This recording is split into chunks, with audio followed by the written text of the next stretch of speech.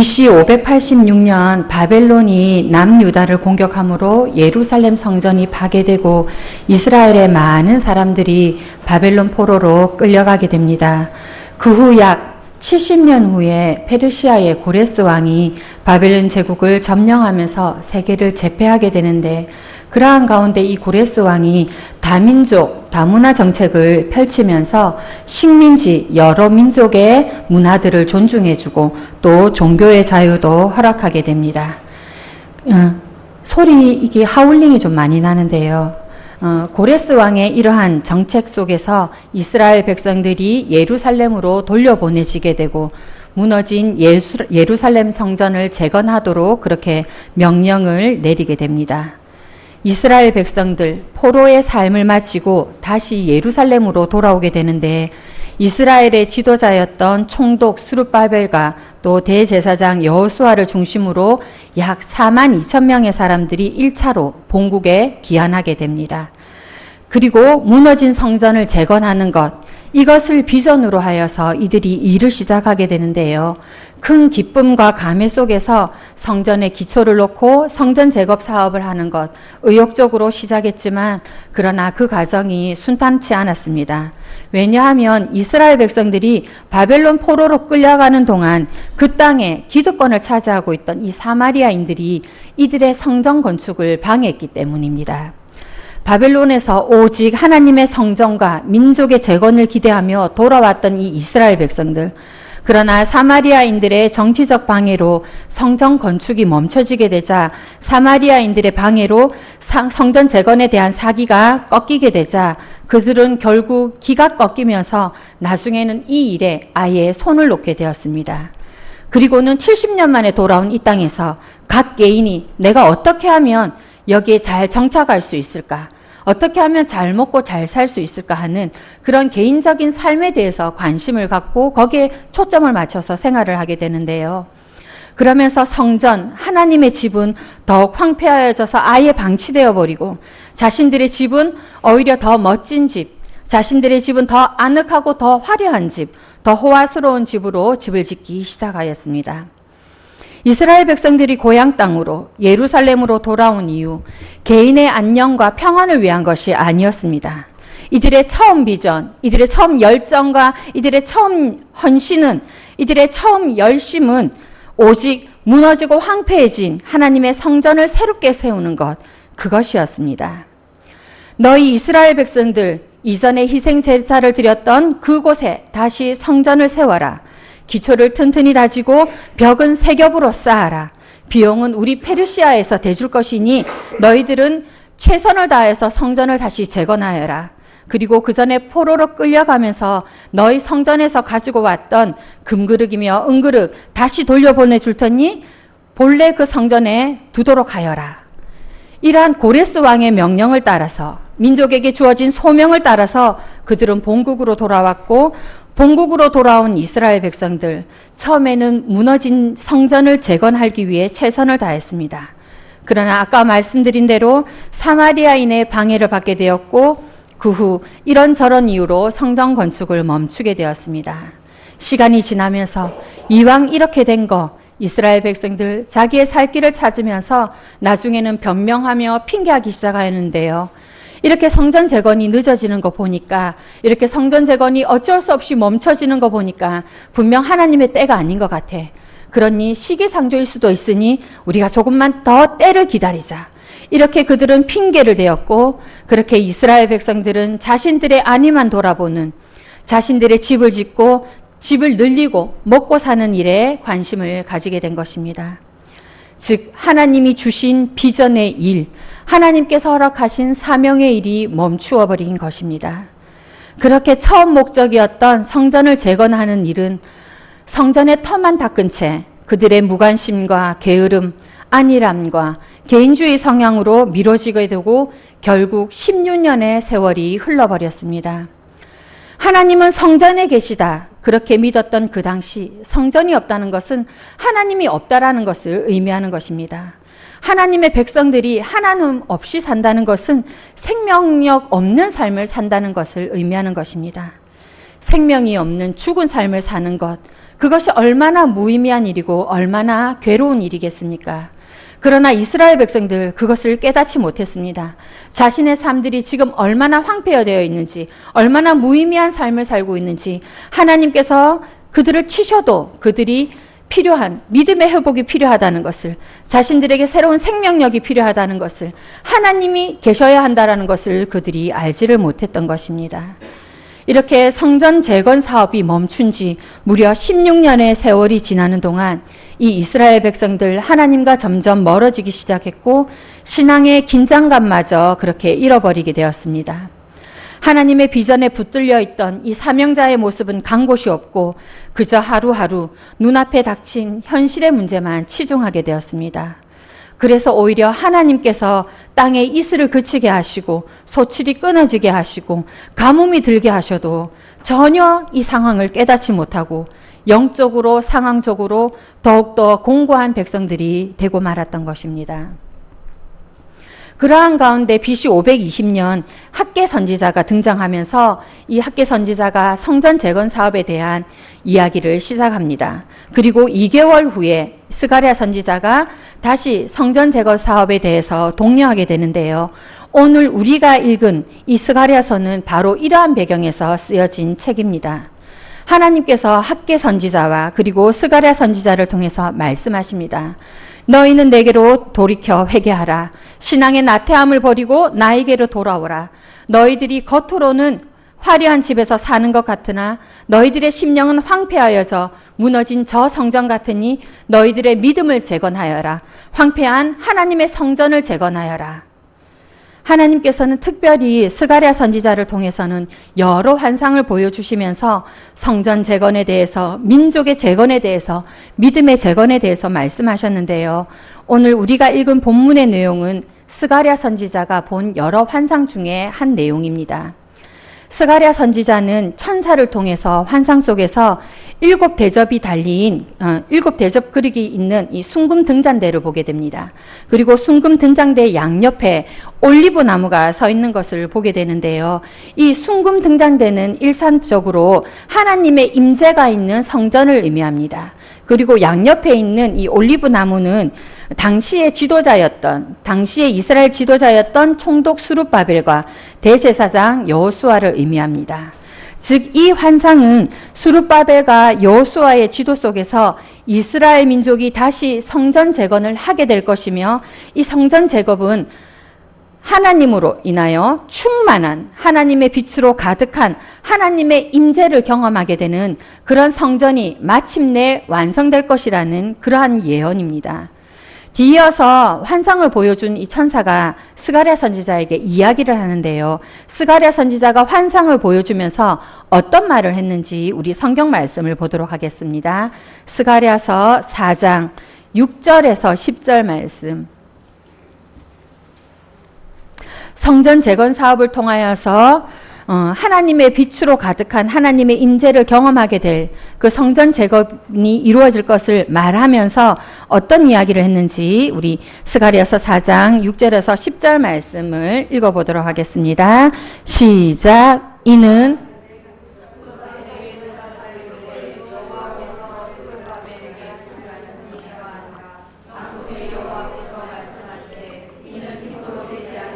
능력으로 되지 아니하고 오직 나의 영으로 되느니라.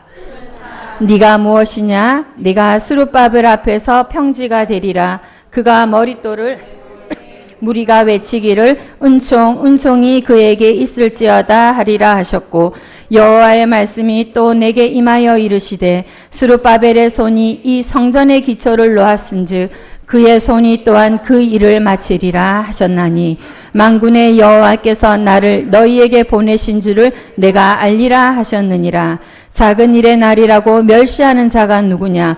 사람들이 스룹바벨의 손에 다림줄이 있음을 보고 기뻐하리라. 이 7은 아멘.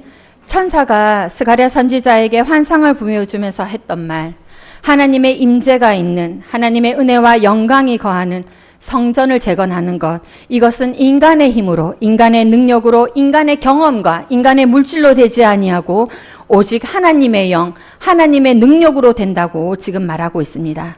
또한 이 성전 재건은 만군의 하나님 여호와께서 행하시는 일이기 때문에, 그분이 시작하신 일이기 때문에 이 일은 반드시 성취될 것이다, 이렇게 말하고 있습니다.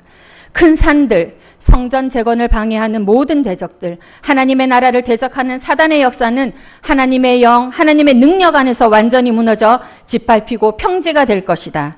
오직 하나님의 능력과 은혜로 성전이 지어질 것이니 시작이 초라하다, 시작이 미약하다 말하지 말라. 재건된 성전이 초라하다 말하지 말라. 인간의 눈으로 보았을 때 시작이 초라하고 재건된 성전이 볼품없다 할지라도 이 재건된 다시 시작된 이 성전이야말로 온 땅을 주관하고 다스리시는 하나님, 그분의 임재와 영광이 있는 곳이 될 것이다.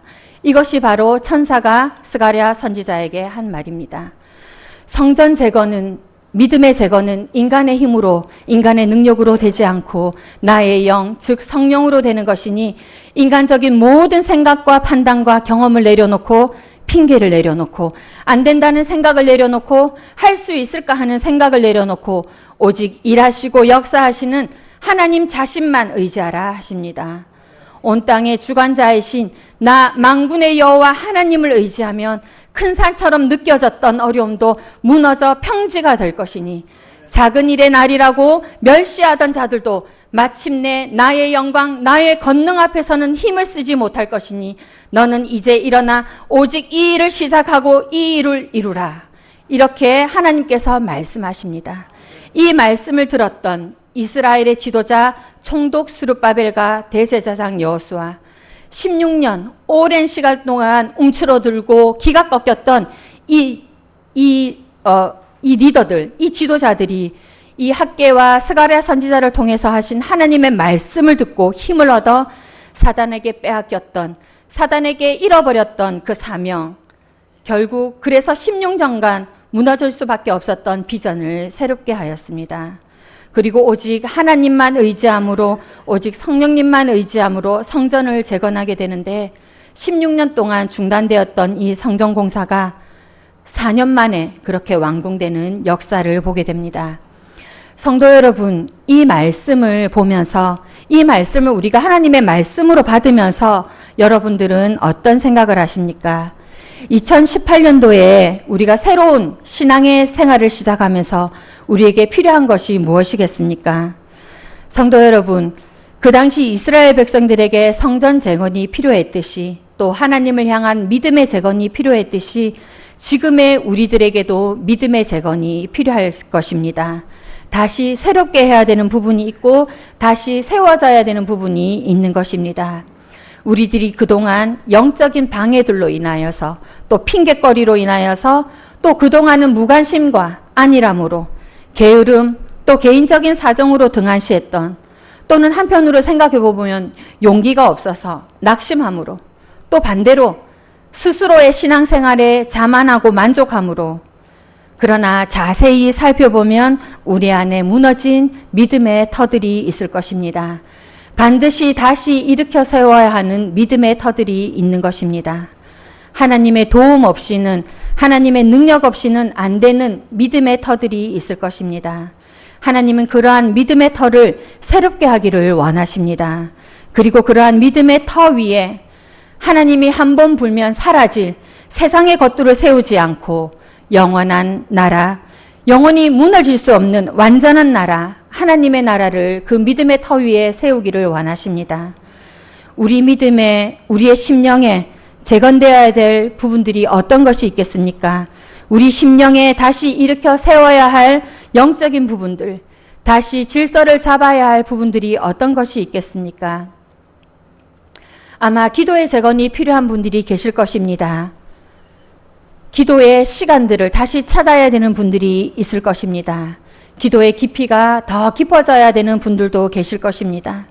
내 소원, 나의 기대를 말하는 것, 그것에 멈추는 것이 아니라 이제는 하나님의 소원이 무엇이며 하나님의 기대가 무엇인지 더 깊은 기도 가운데로 들어가야 되는, 그리고 기도의 지경이 넓어져야 되는 분들이 계실 것입니다. 또 말씀의 재건이 필요한 부분들도 있을 것입니다. 우리가 수요 예배, 또 주일 예배, 새벽 예배 이렇게 여러 선포되는 말씀을 듣지만 그러나 그것에서 더 나아가서 성령님 이 말씀을 통하여서 저에게 무엇을 말씀하기 원하십니까? 성령님 주신 말씀을 따라서 제가 어떻게 구체적으로 행동하기 원하십니까? 어떻게 순종하기 원하십니까? 내 삶에, 내 생각에, 내 행동에 어떤 변화가 일어나길 원하십니까? 하는 이 간절한 마음을 가지고 내가 직접 성경책을 펼쳐서 마음의 분주함과 세상의 소리를 차단하고 두 눈과 마음을 오직 하나님께만 집중하는 그런 말씀 보는 시간이 필요한 분도 계실 것입니다. 전도하는 것, 봉사하는 것, 또 영혼을 사랑하고 섬기는 것, 어떠한 부분에서 우리가 다시 세워야 되는 부분들이 있을 것입니다. 무너진 우리의 마음의 자리에 하나님의 영이 역사하셔서 다시 세워야 할 부분이 있을 것입니다. 여러분들의 가정을 한번 생각해 보십시오. 여러분들 가정에 무너진 부분들, 여러분들 가정의 신앙으로 다시 세워야 되는 부분들이 있을 것입니다. 특별히 여러분의 남편들을 위해서, 여러분들의 자녀들을 위해서, 특별히 자녀를 위한 기도, 자녀를 위한 신앙교육, 어느새 놓아버리고는 하나님이 알아서 하시겠지. 여러분들 그런 마음 갖고 계시지는 않습니까? 하나님, 이 자녀 내 자녀 아닙니다. 하나님, 이 자녀 하나님의 자녀입니다. 하나님의 백성입니다. 하나님, 이 자녀, 이 백성 하나님의 것이니 하나님 이들을 돌이켜 주시옵소서. 이렇게 여러분들의 가슴팍을 쥐어짜고라도 그렇게 기도하는 거 멈추지 않아야 되는 것입니다. 절대 중단해서는 안 됩니다. 신앙교육도 마찬가지입니다. 무너진 성전터 앞에서, 방해의 세력 앞에서 이스라엘 백성들이 어떻게 반응했습니까? 아이고, 이렇게 방해하는 것들이 많은 거 보니까 또 건축할 재력도 넉넉치 않은데 아직 하나님의 때가 아닌갑다. 아직 시기상조인 것 같으니 우리 조금만 더 기다려보자. 그러면서 여러분 16년의 세월이 흘렀습니다. 우리의 자녀들 믿음의 재건, 신앙의 재건하는데 얼마의 시간이, 얼마의 세월이 흘러야 되는 것이겠습니까? 사실 오늘 본문 말씀은 제가 2주 전쯤에 묵상했던 말씀입니다. 청년부를 담당하면서 제 안에 여러 복잡한 마음들이 좀 있었습니다. 그러는 가운데 하나님께 기도하면서 하나님께서 맡겨주신 청년부인데 제가 어떻게 사역해야 될지 잘 모르겠습니다. 좀 힘든 부분들이 있는데 흔들림 없이 제가 사역을 해야 되는데 하나님의 음성을 듣기는 했지만 다시 한번 저에게 말씀을 주십시오. 흔들림 없이 사역할 수 있도록 주어진 사명 잘 감당할 수 있도록 하나님 저에게 약속의 말씀 주십시오. 그러는 가운데 큐티를 하는데 그날은 제가 스가랴서를 묵상하게 된 것입니다. 묵상 가운데 하나님께서 말씀하시기를 명금아 오랜 세월 동안 일어서지 못한 이 청년부의 재건은 너의 힘으로, 너의 능력으로, 너의 경험으로 되지 않는다. 청년부의 믿음의 재건은 만군의 여호와 나의 영으로 되는 것이니 너는 오직 성령 충만을 구하여라. 마음이 흔들리고 염려되고 너를 무너뜨리는 공격들이 있겠지만 그러나 나의 영이 함께할 것이니 너는 계속해서 나의 안에 거하여라. 나에게서 용기를 얻어라. 숫자가 적은 청년부라고, 시작이 미약한 청년부라고 사단이 모멸감을 주어도 버티고 서는 그 자리를 비켜주지 않을 것 같은 어려움의 큰 산도 결국은 내가 무너뜨려 평지를 이룰 것이니 만군의 여호와 나를 의지하여라. 내가 이 일을 시작하였고 마침내 청년부를 이 교회 부흥의 머릿돌로 세울 것이다. 그렇습니다. 하나님의 약속의 말씀대로 청년부는 제가 이끌어가는 것이 아니고 바로 성령님이 이끌어갈 것입니다. 하나님의 영이 그들의 믿음을 다시 새롭게 하실 것입니다. 오직 제가 하는 일은 그들보다 먼저 앞서서 성령님을 의지하고 성령님 안에서 그렇게 사역을 감당하는 것입니다. 여러분, 청년부만 그런 것일까요? 우리 모두의 사역이 그런 것 같습니다. 특별히 2018년도 이렇게 들어서면서 위원들이 많이 바뀌었잖아요. 위원회들이 모든 것에 다 변화가 있었습니다. 그러면서 장로님들의 사역에도 변화가 생겼습니다. 각 부서의 부장님들도 바뀌었고요. 봉사자들도 바뀌고, 그리고 또 새롭게 들어오셔서 사역하는 분들도 계십니다. 특별히 다음 세대를 책임지는 유치부나 아동부, 학생부 선생님들, 그 선생님들도 많은 변화가 지금 생겼습니다. 여러분들 오늘 하루 사역을 해보시니까 어떤 마음이 드셨습니까? 분주한 마음, 여러 복잡한 마음, 그 전에 이 부서는 왜 이랬었을까? 왜 이렇게 하면 더 좋았을까? 그리고 지금 적응이 되지 않은데 앞으로 이 일들을 내가 어떻게 해결해 갈까? 여러분들 이런 생각이 들지 않았습니까? 장로님들도 그렇고 여러 부서의 부장님들도 그렇고 그리고 봉사자, 하나님의 동력자 되는 여러분들, 올 한 해 우리가 어떤 마음으로 교회를 섬겨야 되겠습니까? 오늘 하나님께서 우리들에게 말씀하십니다. 너희들의 지혜를 따라서, 너희들의 친분을 따라서, 너희들의 재능이나 경험이나 너희들의 습관을 따라서, 너희들의 힘과 능력을 따라서 사역하지 말라. 오직 나의 영으로 사역하라. 성령의 능력으로 사역하고 성령의 은혜로 사역하라. 이것이 하나님께서 우리에게 주신 말씀입니다. 성도 여러분, 우리 오직 성령님의 은혜로 봉사합시다. 오직 하나님의 영으로 사역합시다. 우리가 하나님의 영으로 사역할 때 그때야말로 정말 우리의 헌신이 향기로운 기도가 될 것입니다.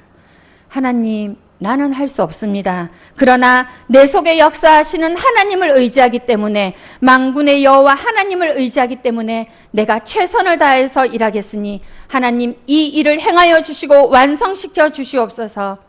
이러한 마음 가지고 하나님의 임재 속에서, 성령의 충만함 속에서 성령님과 함께 기쁨의 사역 감당하는 우리 모든 성도들이 되었으면 좋겠습니다. 기도하겠습니다. 하나님, 계속해서 우리 교회와 성도들 가운데 역사하여 주셔서 감사드립니다. 하나님의 은혜 속에서 많은 부분들이 새로워지고 활력을 얻게 함도 감사드립니다. 그러나 그럼에도 불구하고 여전히 무너진 부분들, 아직까지 세워지지 못한 부분들, 또 우리의 소홀함으로 방치된 부분들이 있음을 고백합니다. 믿음의 재건이 필요한 부분들이 있음을 주님 고백합니다. 이 부끄러운 고백, 그러나 이 솔직한 고백 가운데 하나님 일하여 주시고 역사하여 주시옵소서. 오직 하나님의 영으로 세움받는 우리 교회, 오직 하나님의 영으로 세움받는 우리 가정, 오직 하나님의 영으로 생명력을 회복하는 우리의 자녀들 되게 인도하여 주시옵소서. 또한 특별히 2018년도 새로운 사역의 자리에서, 봉사와 헌신의 자리에서 우리 모두가 오직 하나님의 영으로, 성령으로 봉사하는 우리들 되게 하옵소서. 예수님 이름으로 기도드렸습니다. 아멘.